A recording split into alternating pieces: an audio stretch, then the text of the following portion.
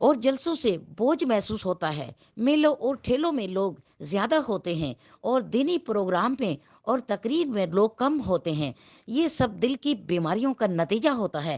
اہل اللہ کی صحبت اختیار کر لو۔ اے لوگو، اپنے دل کو صاف بنایا جا سکتا ہے جب اس دل پر اللہ اللہ اللہ کی ضربیں لگیں گی، تو دل سے حسد، کینہ، بغض، میل کچیل نکل جائے گا، تو حلاوت عبادت محسوس ہوگی اور ہر قسم کے نیک کام اور محبت دل میں پیدا ہوگی، کیونکہ قیامت کے دن اعمال گنے نہیں جائیں گے، تولے جائیں گے۔ اعمال میں وزن اخلاق سے پیدا ہوتا ہے، اور اخلاص دل کو صاف کرنے سے ہوتا ہے، اور دل کی صفائی عمل کرنے سے ہوتی ہے۔